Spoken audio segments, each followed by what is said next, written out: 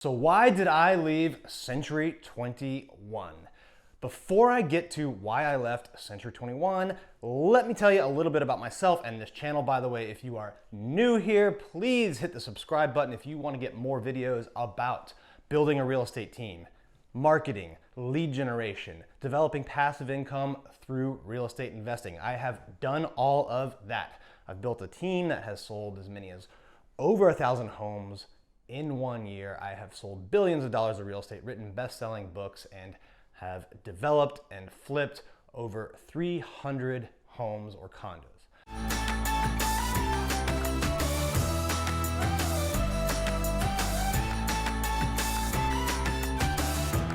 It was actually a little over a decade ago when I left Century 21. That was where I originally got my license. I was there for a little over a year. Now, during that year, I sold over $22 million. I was the rookie of the year, salesperson of the year, top person in my office, all that great stuff, right? So you might wonder, why would I leave Century 21? Well, a couple of big reasons. One was the money, right? Century 21 is a classic, what I call big box brick and mortar brokerage model. I actually have a white paper and blog coming out about this model and what I think of the industry as a whole, right? So check that out at danlesniak.com or on my other social media platforms. But it is a traditional, national franchise, right? So you have the expenses at that level, and then you have the expenses at the local broker level. So I was on a 70-30 split with a cap at roughly $30,000, give or take. But then I had to also pay 6% national franchise fee to the national company, right? And that was uncapped.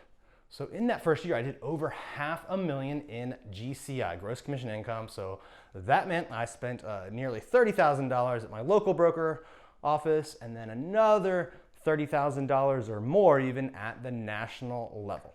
So right off the bat, I'm giving up $60,000 of income, right?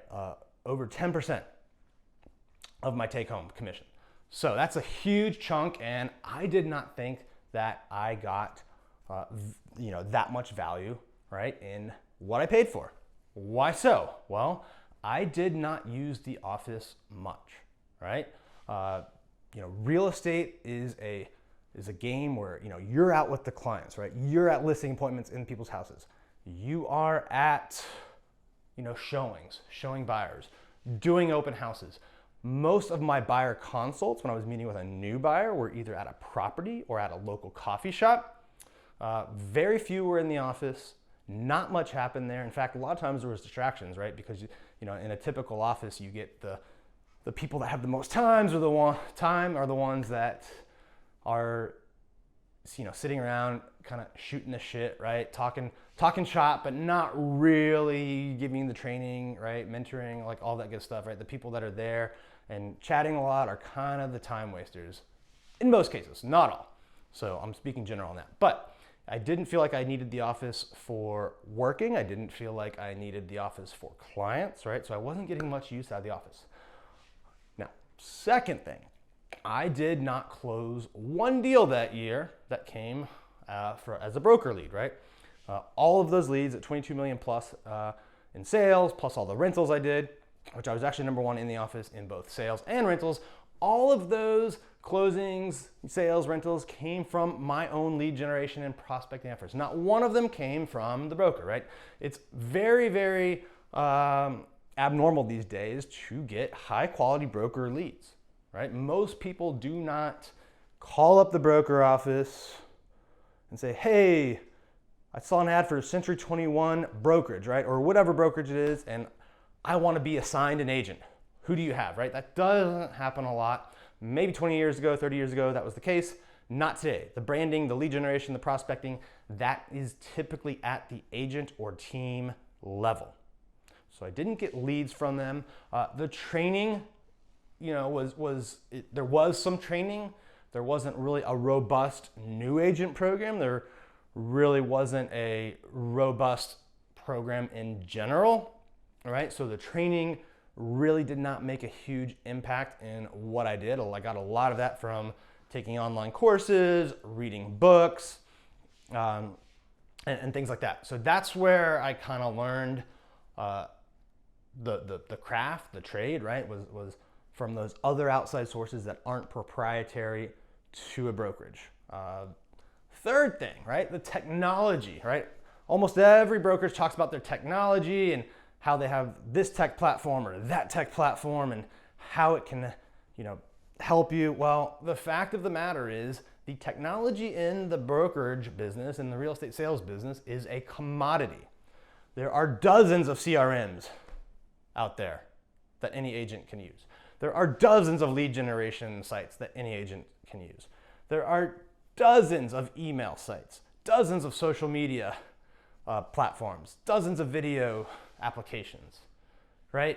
We can keep on going down, like dozens of auto dialers, right? There's all sorts of technology. You typically can get it no matter where you are, no matter who your broker is, if you're solo, team, like all of that stuff exists, and you can kind of get it off the shelf and customize it to exactly what your business needs. So the technology in the industry, I think, is a commodity. All right, so to break it down as to why I left Century 21 after being the #1 salesperson in my office, rookie of the year, and only stayed there for about 18 months. The reason I left was because the expenses were high and I don't feel like I got use of the office that was important, branding and marketing and lead generation that was important, training or technology.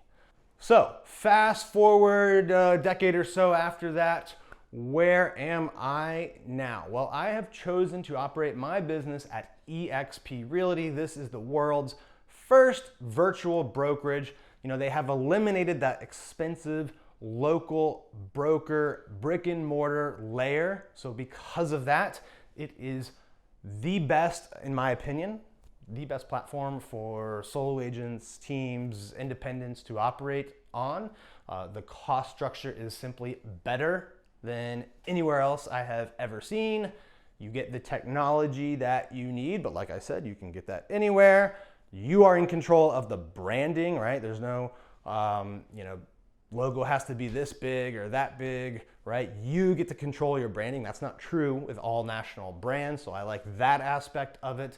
And I like the fact that it is around 70% agent owned, right? A lot of real estate companies talk about being agent centric.